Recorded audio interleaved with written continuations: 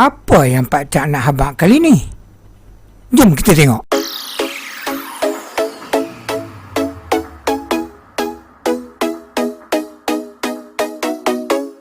Kali ni Pak Cak nak habaq pasal apa hampa tak payah pakai face mask kat luar sana tu. Hampa kena tengoklah video ni sampai habis sebelum hampa boleh buat kesimpulan sendiri. Pak Cak bukannya apa, takut nanti kesimpulan hampa tak sama dengan mesej apa yang Pak Cak cuba sampaikan. Profession Pak Cak yang sebenarnya adalah konsultan dan trainer dalam bidang keselamatan dan kesihatan pekerjaan, OSH. Pak Cak baru 20 tahun dalam bidang ni, belum sampai tahap hotel lagi pun. Tapi Pak Cak rasa layaklah kot sikit sebanyak nak kongsi ilmu yang ada kat Pak Cak ni. Okey, kepada siapa yang baru sampai di channel Pak Cak nak habaq, boleh tekan butang subscribe dan loceng notifikasi. Percuma je guys. Pak Cak yakin hampa dah biasa dengan norma baru seperti yang dalam poster tu, terutamanya yang nombor 3 tu, iaitu pakai face mask. Untuk face mask, kita telah ada bukti mengatakan kalau kita menggunakan face mask, kita dapat memutuskan jangkitan penularan COVID-19 iaitu lebih kurang 60 hingga 65%. Dan kalau kita tambah dengan penjarakan fizikal, kita boleh meningkatkan lagi, memutuskan peratus jangkitan COVID-19.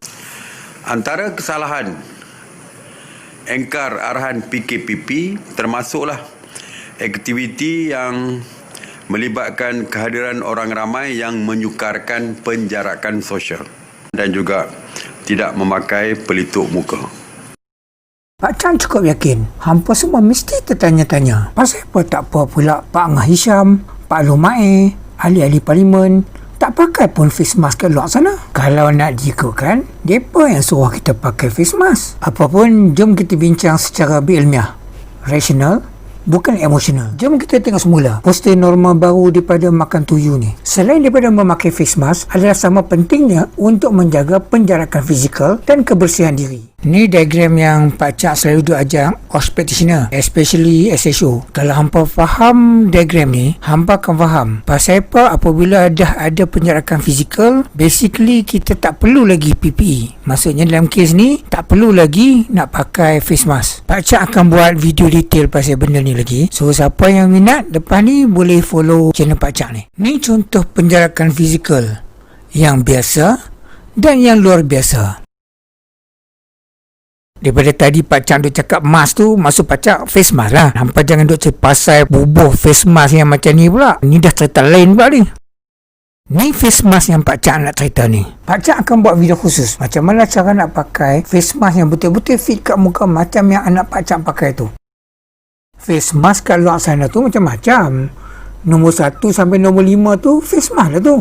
Tapi bukan nombor 6 tu. Kalau hak nombor 6 tu pun hampa buat jadi face mask, jadi macam Mamat ni.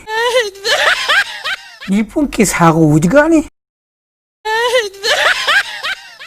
Sementara itu, Majlis Keselamatan Negara MKN mengeluarkan senarai bagi menjelaskan lokasi orang ramai wajib memakai pelitup muka untuk membendung penularan COVID-19. Lokasi yang disenaraikan oleh MKN ialah masjid dan surau, rumah ibadat bukan Islam, majlis sosial, pengangkutan awam, zoo, bas serta van sekolah, lokasi sukan dan rekreasi iaitu ketika tidak melakukan aktiviti. Selain itu, turut tersenarai premis kesihatan iaitu klinik dan hospital, pasar awam serta pasar tani, pawagam serta acara secara langsung, salon kecantikan serta rambut, spa, pusat kecantikan serta pusat refleksologi dan pusat hiburan keluarga. MKN juga menyenaraikan lokasi peruncitan termasuk kedai dobi, kedai, restoran, kompleks beli belah, pasaraya, bengkel dan stesen minyak. Orang ramai boleh memperoleh maklumat berkaitan menerusi laman web tertera.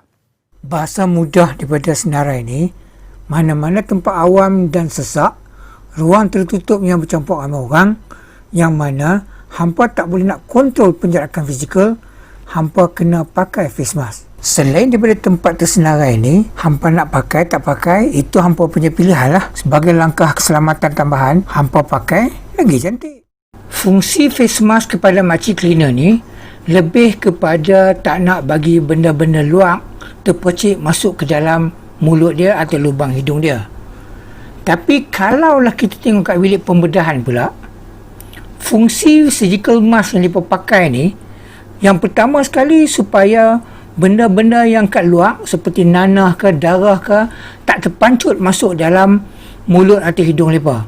Dan yang kedua, supaya apa-apa saja kotoran daripada badan mereka sendiri, kan, contohnya kalau macam doktor tu bersin ke, batuk ke, kan, kuman-kuman daripada mereka tak pergi jangkitkan kepada pesakit-pesakit yang mereka sedang bedah tu pula.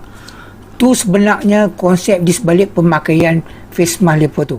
Jom kita tengok contoh pemandangan dalam bilik bedah yang hanya berlaku dalam filem Bollywood saja. Ni kalau doktor-doktor tengok, mampu gelak mereka. Tu dia Nala punya benang buat jet pesakit tu. Siap gigit dengan gigi pula tu. Ni contoh surgical mask. Surgical mask yang betul dia sepatutnya ada 3 lapisan. Lapisan luar yang hampa tengok yang berwarna-warni tu, dia warna hijau, warna biru. Yang tu basically dia tu waterproof. Kalau yang lapisan dalam pula yang menghadap ke muka hampa tu, sepatutnya yang tu pula dia boleh serap air. Jadi hampa bersin ke, hampa batuk ke, dia akan serap. Dan di antara kedua-dua lapisan tu, lapisan tengah tu, yang itulah sepatutnya menjadi penapih kepada habuk ke, kepada kuman ke. Tu sepatutnya ciri-ciri yang ada pada surgical mask yang betul-betul proper. Yang ni pula kita panggil sebagai particulate respirator mask. Fungsi khusus dia ialah untuk nak tapih partikel-partikel daripada luar supaya hampa tak bawa masuk dalam badan hampa. Jadi kalau macam orang kerja kat tempat habuk, biasanya mereka akan pakai yang jenis macam ni. Dia mudah fit dekat muka kita. Dan yang sebelah kanan tu pula, kalau hampa tengok dia ada line sikit kat depan tu, yang tu kita panggil sebagai breathing valve ataupun injap pernafasan. Fungsi dia supaya bila hampa bernafas, udara pernafasan hampa tu boleh dikeluarkan daripada face mask tu. Cumanya kalau hampa ada COVID, hampa nafas, hampa batuk, hampa bersin, dia akan turut keluar ikut valve tu. Nanti Pak Cak akan buat video khas khusus pasal respirator mask ni. So hampa follow lah channel Pak Cak ni. Jadi ada 2 mesej penting yang Pak Cak nak pesan kat sini. Yang pertama sekali, kalau hampa ada gejala-gejala COVID-19, tolong kuarantin diri hampa kat rumah. Isolasi diri hampa sendiri. Jangan keluar dan sebarkan virus tu kepada orang lain. Yang kedua, kalau hampa kena keluar juga, pastikan hampa buat penjarakan fizikal. Dan tolong jangan pakai face mask yang ada breathing valve. Sebab benda tu kalau hampa pakai, dia akan sebarkan juga walaupun nampak macam hampa dah pakai face mask tu kat muka. Dan kalaulah hampa keluar ke mana-mana tempat yang tak ada dalam senarai yang MKN keluarkan tu, dan hampa pun sebenarnya tak bergejala, kalau nak diikutkan hampa tak pakai face mask pun tak apa. Cumanya kalau sebagai langkah keselamatan tambahan, hampa nak pakai pun tak jadi masalah. You are welcome. Macam mana? Suka tak? Kalau suka, like dan share.